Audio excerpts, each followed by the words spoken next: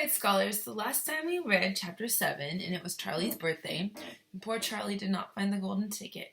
But the title of chapter 8 is Two More Golden Tickets Found. So maybe he'll find one today. That evening, Mr. Bucket's newspaper announced the finding of not only the third golden ticket, but the fourth as well. "Two golden tickets found today," screamed the headlines. "Only one more left." "All right," said Grandpa Joe, when the family was gathered in the old people's room after supper. "Let's hear who found them." "The third ticket," read Mr. Bucket, holding the newspaper up close to his face because his eyes were bad and he couldn't afford glasses. "The third ticket was found by Miss Violet Beauregard." There was great excitement in the Beauregard household when our reporter arrived to interview the lucky young lady. Cameras were clicking and flashbulbs were flashing, and people were pushing and jostling and trying to get a bit closer to the famous girl. And the famous girl was standing on a chair in the living room, waving the golden ticket madly at arm's length, as though she were flagging a taxi. She was talking very fast and very loudly to everyone, but it was not easy to hear all that she said because she was chewing so ferociously upon a piece of gum at the same time. So here she is, flashing her ticket. "I'm a gum chewer, normally," she shouted, "but when I heard about these ticket things of Mr. Wonka's, I laid off the gum and switched to candy bars in the hope of striking lucky. Now, of course, I'm right back on gum. I just adore gum. I can't do without it. I munch it all day long except for a few minutes at mealtimes when I take it out and stick it behind my ear for safekeeping. To tell you the honest truth, I simply wouldn't feel comfortable if I didn't have a little wedge of gum to chew on every moment of the day. I really wouldn't.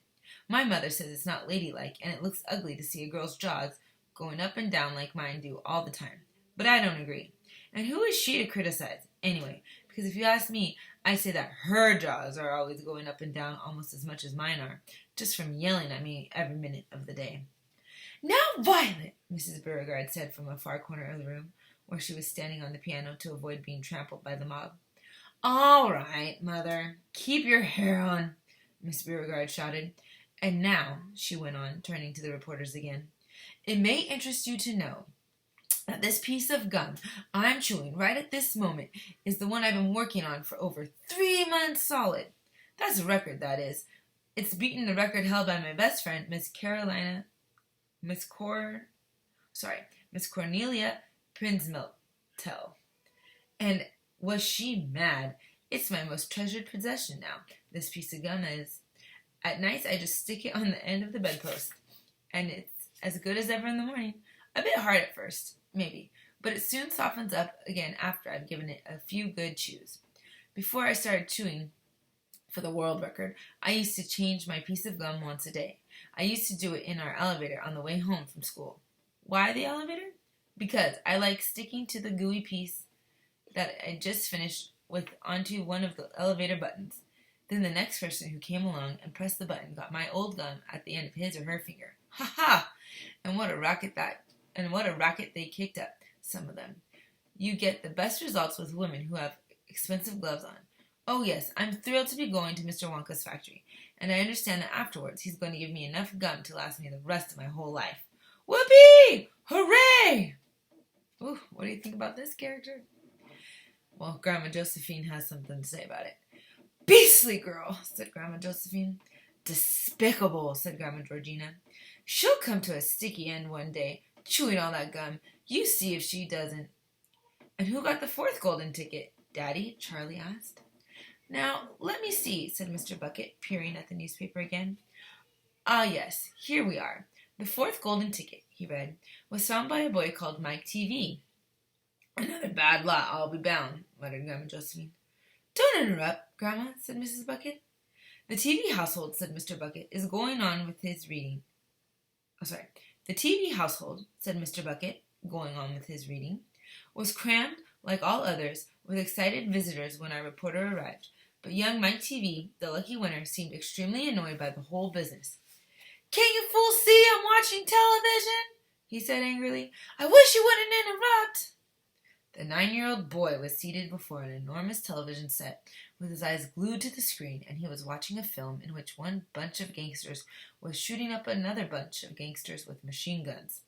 Mike TV himself had no less than 18 toy pistols of various sizes hanging from the belts around his body, and every now and again he would leap up into the air and fire off half a dozen rounds from one or another of these weapons. "Quiet!" he shouted when someone tried to ask him a question. "Didn't I tell you not to interrupt? This show's an absolute whiz-banger. It's terrific. I watch it every day. I watch all of them every day, even the crummy ones, when there's no shooting. I like the gangsters best.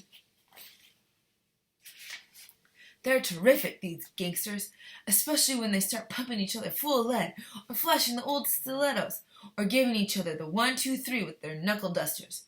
Oh boy, what I wouldn't give to be doing that myself. It's the life, I tell you. It's terrific."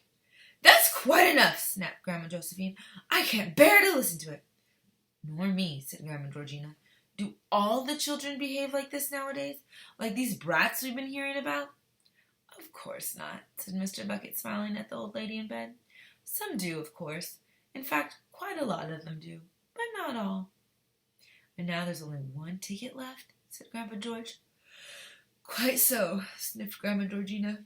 "And just as sure as I'll be having cabbage soup for supper tomorrow, that ticket'll go to some nasty little beast who doesn't deserve it." So what do you guys think? Do you agree with Grandma Georgina? Is somebody who deserves it going to get the ticket? Let's make a prediction. And why do you think that?